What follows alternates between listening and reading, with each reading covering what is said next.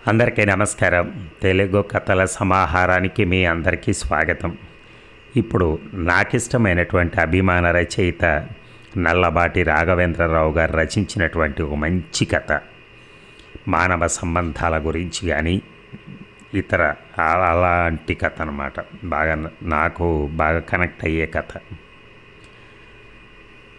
పాతకాలం నాటి భవనాలు, మండువా లోగిళ్ళు, వాడపల్లి పెంకుటి కొంపలు, బంగాళా పెంకుటి చిన్న ఇళ్ళు, కొన్ని తాటాకు పాక నివాసాలు, ఇంకొన్ని గడ్డివాము ఇళ్ళు. ఇదే చెల్లూరు వాతావరణం. రోడ్డు నుంచి ఊరి లోపలికి వెళ్ళే బస్ స్టాప్ లేని బస్సు స్టాప్ నుండి దూరంగా మూలగా బుల్లి పూరి గుడిసె. ఆ గుడిసె చిన్నగా గాలి వేస్తే 4 అడుగులు జరిగిపోయేంత ఏమాత్రం కట్టుదిట్టం లేకుండా ఉంది. ఆ గుడిసెలో కండలేని శరీరంతో ఎలాగో అలా ప్రాణం నిలుపుకుంటూ బ్రతుకుతోంది కనకమ్మ. కనకమ్మ వయసు 90 ఏళ్లకు అటు ఇటు అనటానికి ఏమాత్రం వీల్లేదు. ఖచ్చితంగా చెప్పాలంటే అటే కానీ ఇటైతే కాదు. రోడ్డు మీద ఆగిన బస్సులోంచి దిగిన ఊరికి కొత్తవారు ఎవ్వరొచ్చినా ఊరి లోపలికి వెళ్ళాలంటే కనకమ్మ దర్శనం అయితేనే వీలవుతుంది. ఆవిడని అడ్రస్ అడిగి ఊళ్ళోకి ప్రవేశించక తప్పదు. అదిగో అప్పుడే కంగారుగా వచ్చి రోడ్డు మీద బస్సు ఆగింది. బస్సు చక్రాలు విరజుమ్మినటువంటి ఆ దుమ్ము చీల్చుకుంటూ ఆ బస్సులోంచి కిందకి దిగాడు రామ్కి. చేతిలో మాత్రం ఓ చిన్న గుడ్డ సంచి అతడికి తోడుగా ఉంది. బస్సు దిగిన చాలాసేపటికి ఆ దుమ్ము పలచబడ్డాక మిగిలిన ఉన్నదాన్ని ఉఫ్ అని ఊదుకుంటూ చుట్టుపక్కల పరిశీలనగా చూశాడు. అల్లంత దూరాన కనకమ్మ గుడిసె తప్ప ఇంకేమీ కనిపించలేదు. రామ్కి ఆ గుడిసె సమీపిస్తూ ఉండగానే ముక్కాలితో బయటకొచ్చింది కనకమ్మ. ఎవరు కావాలి పిల్లోడా? ఆమె మాట మాత్రం చాలా బలంగా ఉంది. ఎటొచ్చి శరీరం మాత్రం కుమిలిపోయి కమిలిపోయి వడలిపోయి రాలి భూమి మీద పడిపోవటానికి సిద్ధంగా ఉన్నట్టుగా ఉంది. ఆమె తలలో ఒక్క నల్ల వెంట్రుక ఉంటే ఒట్టు ముగ్గుబుట్ట లాంటి ఆ తలే ఆమె ముఖానికి కళ తెచ్చిపెట్టింది. నుదుటిన పాత పావలా బెళ్ళంత ఎర్రని బొట్టు. మొత్తానికి ముసలి పెళ్లి కూతురులా ఉంది కనకమ్మ. మామ, మీ పేరేమిటి? ప్రశ్నించాడు రాంకి. నా పేరు కనకమ్మ. ఎవరు కావాలరా నీకు?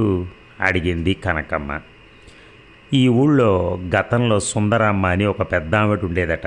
చెప్పాలంటే ఇప్పుడు ఇంచుమించు నీ వయసే ఆమెకు ఉండొచ్చు. ఆవిడతో పెద్ద పనుండొచ్చాను మామ. ఆవిడను కలవాలి. నీకు తెలుసుంటే కొంచెం ఆమె ఇల్లెక్కడో చెప్పవా? కనకమ్మకు దగ్గరగా వెళ్ళి ప్రాధేయంగా అడిగాడు రామ్కి.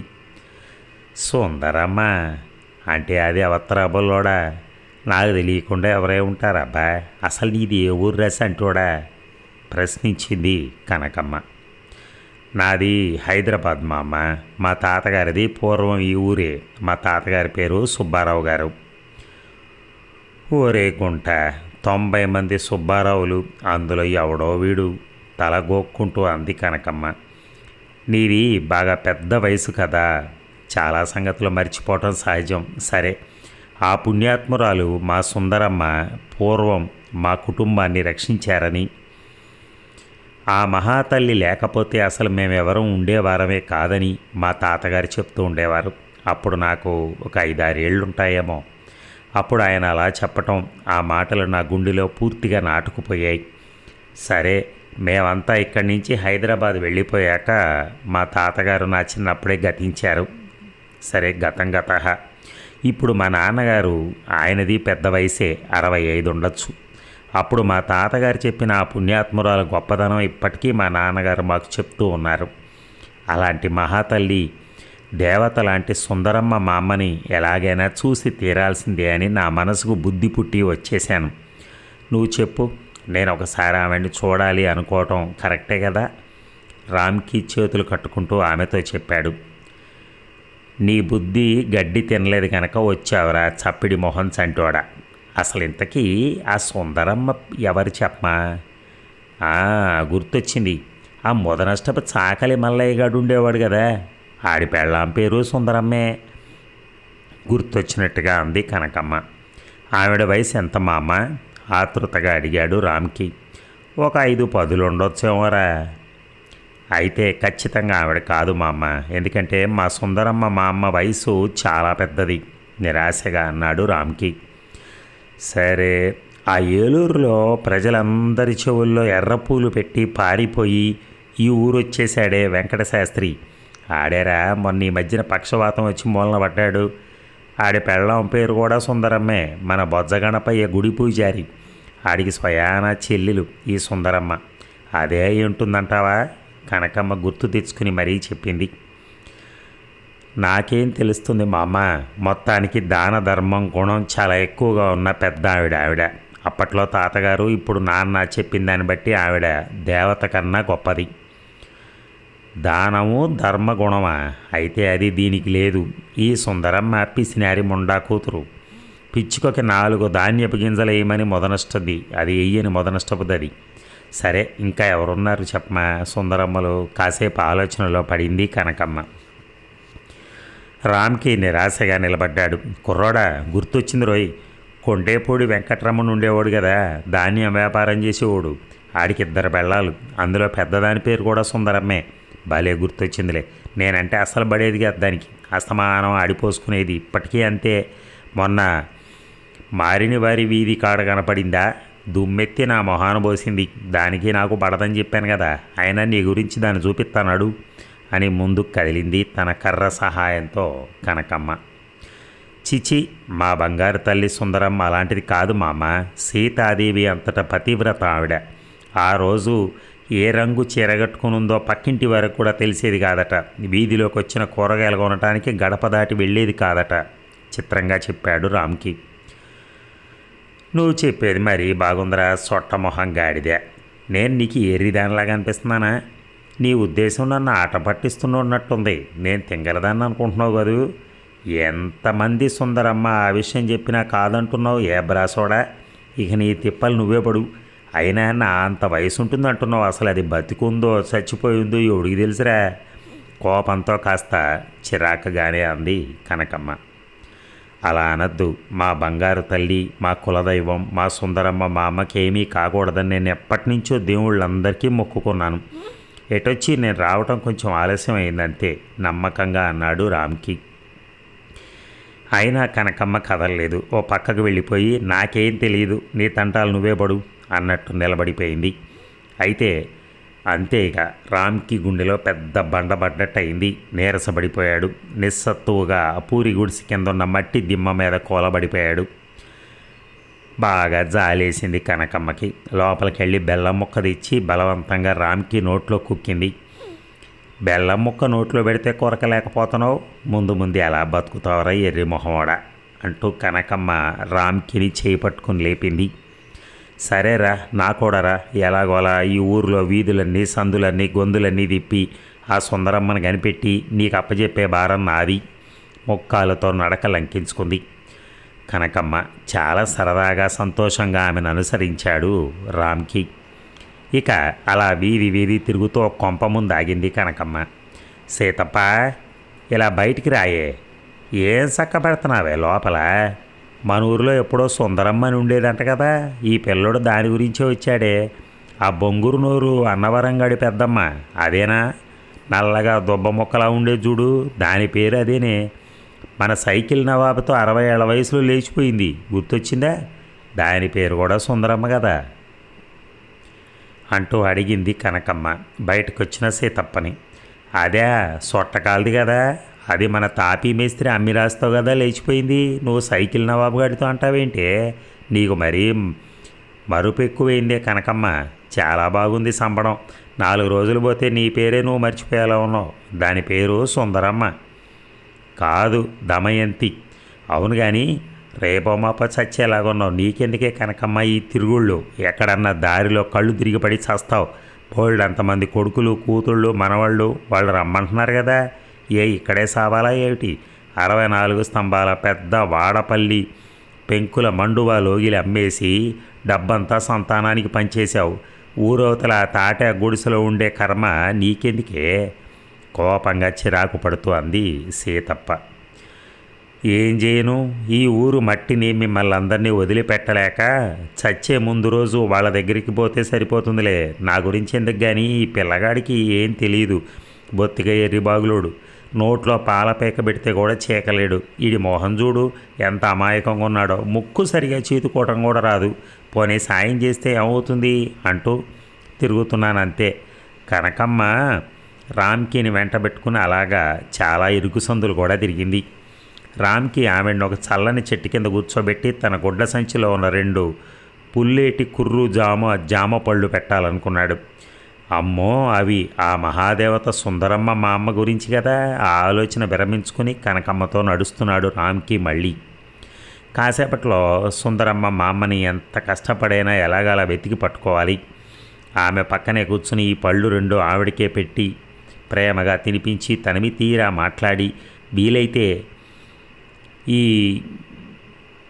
రాత్రికి ఆవిడ పక్కగానే పడుకుని ఆ తాదాత్మ్యం అనుభవించి అమ్మో అమ్మో చాలా ఆలోచన మేధం వచ్చినట్టుగా గుర్తొచ్చింది రామ్కి.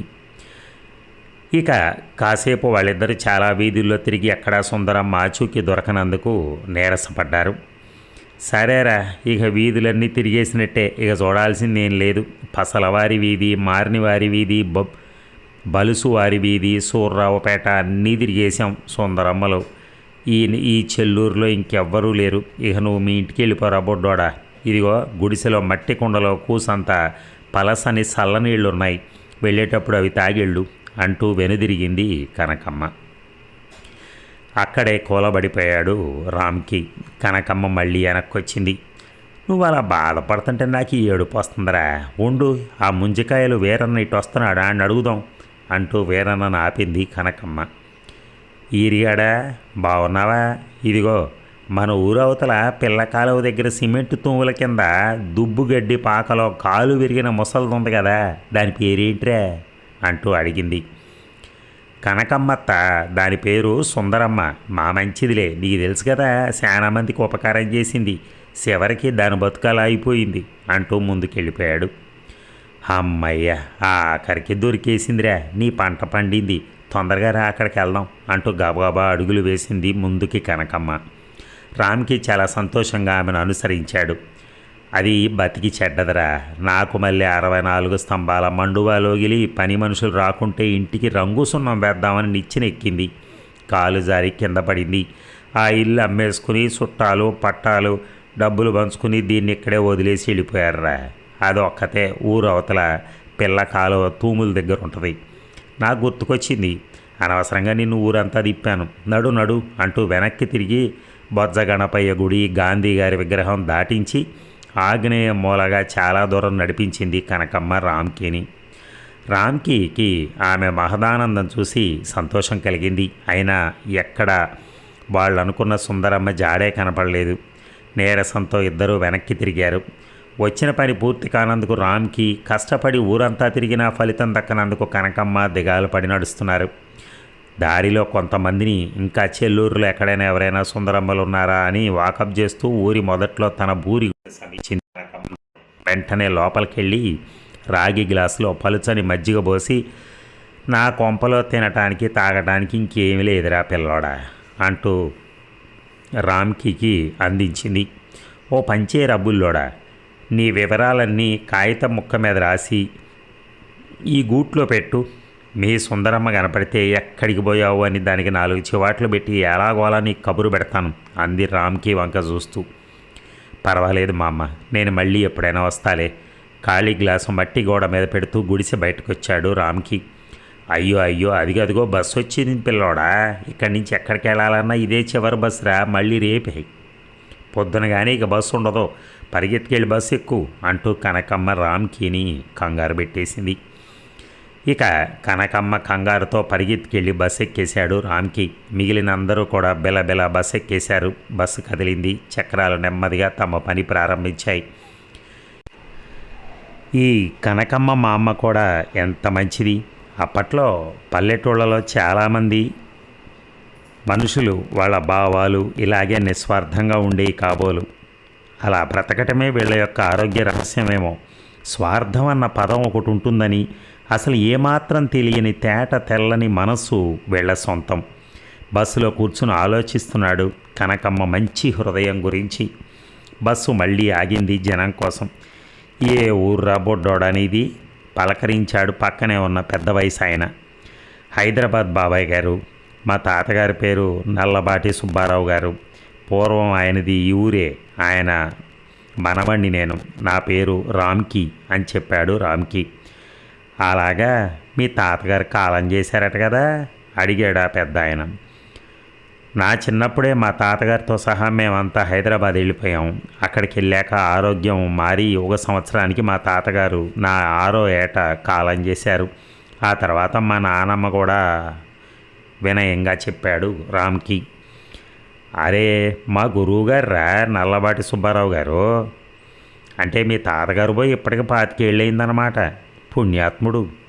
మీ నాన్న పేరు రామచంద్రం. వాడు నా ఫ్రెండు. ఇద్దరం కలిసి రోజు గూటి బిళ్ళ ఆడేవాళ్ళం. మా ఇద్దరిది నెలల తేడాతో దగ్గర దగ్గర 65 ఏళ్ల వయసురా ఆనందంగా చెప్తున్నాడు ఆ పెద్ద ఆయన. అవును బాబాయ్ గారు. మా వాళ్ళందరూ మీకు తెలుసా సంతోషంగా అడిగాడు రామ్కి దగ్గరికి జరుగుతూ. అప్పట్లో వీధిలో చాలామంది కుర్రాళ్ళు మీ తాతగారిని చాలా గౌరవంగా గురువుగారు గురువుగారు అంటూ ఉండేవారు. ఆయన మనసు వెన్నపూస. కోపం వస్తే మాత్రం పెద్ద పులి సింహం కూడా సరిపోవు. శ్రీరామచంద్రుడిలాగా నిలువెత్తు మనిషి. పొడవాటి ముక్కు, ఆజాను బాహుడు, నుదుట పొడవైన ఎర్రని కుంకుమ బొట్టు, తెల్లని పంచకట్టులో ఆయన్ని చూసిన వారు ఎవరైనా సరే నిజంగా చెయ్యెత్తి దండం పెడతారు అని చెప్పటం ఆపి మళ్ళీ అడిగాడు ఆ పెద్ద ఆయన. ఇక్కడ మీ వాళ్ళు ఇంకెవరున్నారా? సుందరమ్మ మా అమ్మని. ఏ సుందరమ్మ?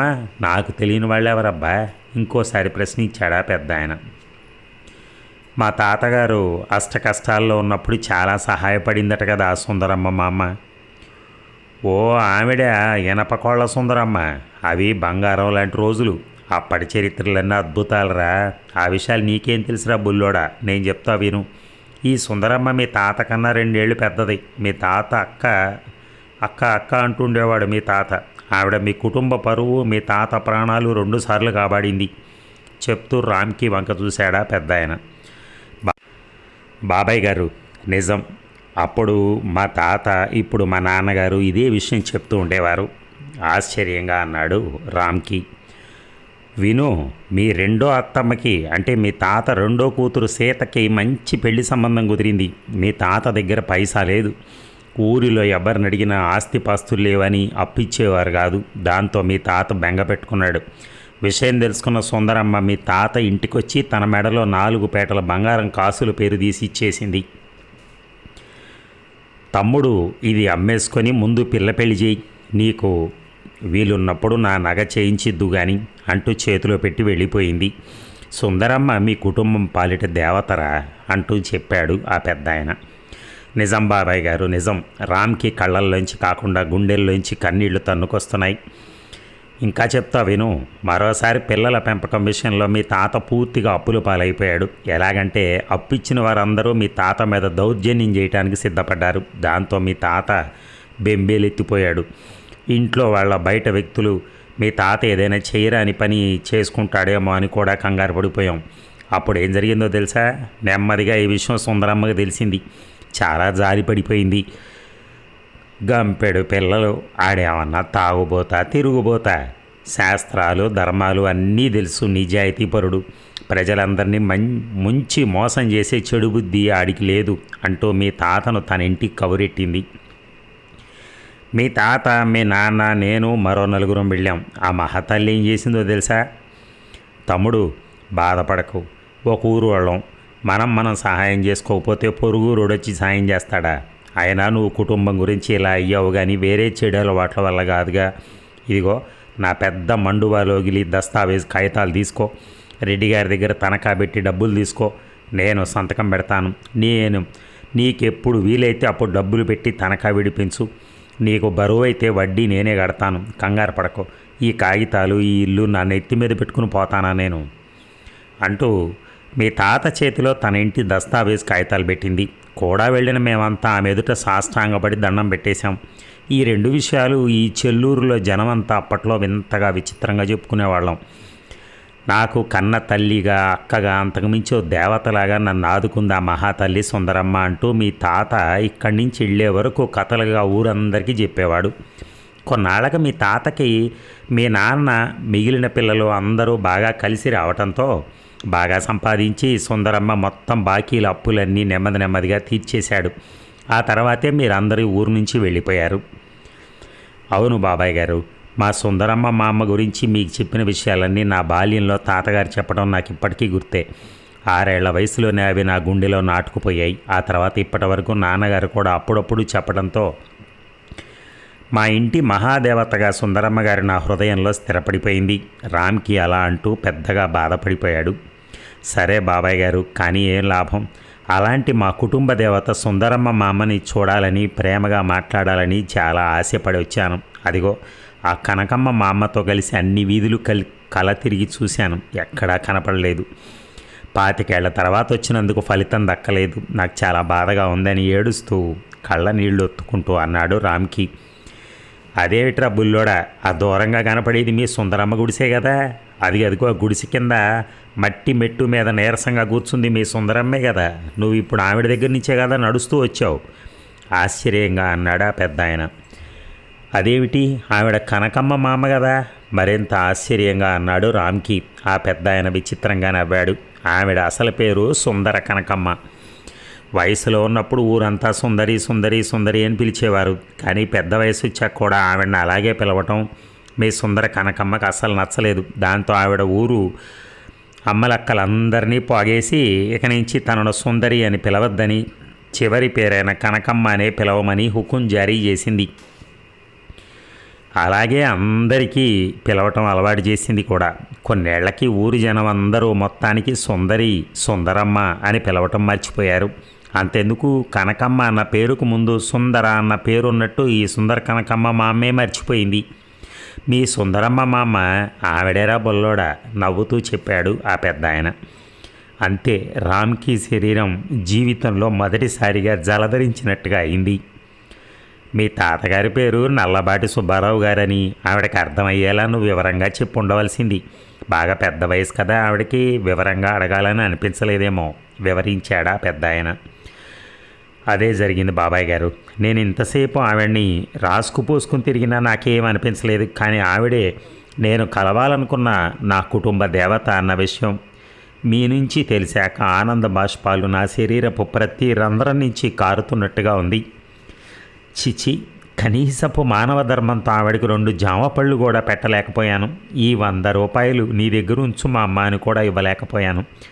ఆవిడ నాకు మజ్జిగిస్తే నువ్వు తాగావా మా అమ్మ అని కూడా అనలేకపోయాను. మూర్ఖుడిని, ఈ ప్రపంచంలో పెద్ద మూర్ఖుడిని నేనేనేమో.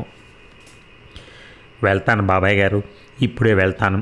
ఆవిడ దగ్గర కూర్చుని ఆవిడ పళ్ళు ప్రసాదంలో ఆవిడ చేత ఆ వంశాన్ని పెట్టి దేవతను కళ్ళారా తనివి తీరా చూసుకుంటూ రాత్రికి కూడా ఇక్కడే ఉండిపోయి మనవడిగా మా సుందర కనకమ్మ మా అమ్మ ఒడిలో తల పెట్టుకుని ఆత్మీయ ఆనందం పూర్తిగా అనుభవించాలని చాలా ఉబలాటంగా ఉంది బాబాయ్ గారు అంటూ రామ్కి గుడ్డ సంచి పట్టుకుంటూ అన్నాడు. రామ్కి అలా అంటూ ఉండగానే రైట్ రైట్ అంటూ కండక్టర్ గట్టిగా కేక పెట్టాడు. బస్సు కదిలింది. 4 చక్రాలు దుమ్ము ధూళి విరజిమ్మటానికి సిద్ధంగా ఉన్నాయి. స్టాప్ స్టాప్ స్టాప్ మరింత గట్టిగా అరుపు లాంటి కేక పెట్టాడు రామ్కి. స్పీడ్ అందుకోబోతున్న బస్సు సడన్ బ్రేక్తో ఆగిపోయింది. చూసారా ఎంత మంచి కథో ఇది. ఒక మనవడు వాళ్ళ తాతగారు వాళ్ళకి చేసిన సేవలు, ఆమె ఎలాంటి సహాయం చేసింది, ఇవన్నీ తెలుసుకొని ఆమెను చూడటానికి వచ్చాడు. చూడండి, ఈ టర్ములో నిజంగా అంటే ఈ కలియుగంలో ఇప్పుడున్న రోజుల్లో పర్టికులర్గా ఇది సాధ్యమా అని కూడా అనుకోవటానికి అవకాశం ఉంది. కానీ కాకపోతే ఎక్కడో ఒక చోట 100కో 1 కొంతమంది మంచివాళ్ళు ఉంటారు. ఆ మంచివాడే ఈయన. అయితే నాకు ఇంకా బాగా బాధ అనిపించేది ఏంటంటే, రాఘవేంద్రరావు గారు మీరు ఇంకో కొంచెం పెంచితే బాగుండేదండి. అక్కడికి వెళ్ళిన తర్వాత ఆ మా అమ్మతో మాట్లాడినట్టుగా పెడితే నాకు ఇంకా ఆనందం అనిపించేది ఆ కథ. ఆ మా అమ్మను కూడా గుర్తుపెట్టుకుని ఆ మా అమ్మని ఆమెతో మాట్లాడి ఆమె గుర్తు చేసి మేమే అని చెప్పేసి మీరే ఆ మా అమ్మగారు అని చెప్పని వెళ్ళి కాళ్ళ మీద పడి అంత జరిగి ఉంటే నిజంగా ఇంకా బాగుండేదేమో గురువుగారు. ఏమో నాకు అనిపించింది అది. ఏదేమైనా ఈ కథ సిరివెన్నెల మాసపత్రిక కథల పోటీల్లో ద్వితీయ బహుమతి పొందింది 1989 జనవరిలో. మరియు మన తెలుగు కథలు .com పబ్లిష్ అయింది 2022లో. అంతేగాక ఇంకా అనేక బహుమతులు పొందినటువంటి ఉత్తమ కథాశిల్పం. ఇది నిజంగానే కథాశిల్పమే. ఎందుకంటే ఈ రోజుల్లో సాయం చేసిన వాడిని అస్సలు ఎవరూ పట్టించుకోలేని పరిస్థితులు.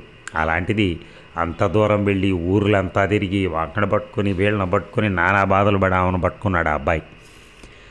అంత బ్యూటిఫుల్గా ఉంది. కాకపోతే రాఘవేంద్ర గారే మోసం చేశారు. ఆ చివరిలో కొద్దిగా పెంచచ్చు కదా, ఆ ఫీల్ నాకు ఉండేది. అంతే. Thank you sir, thank you. మంచి కథ అందించారు.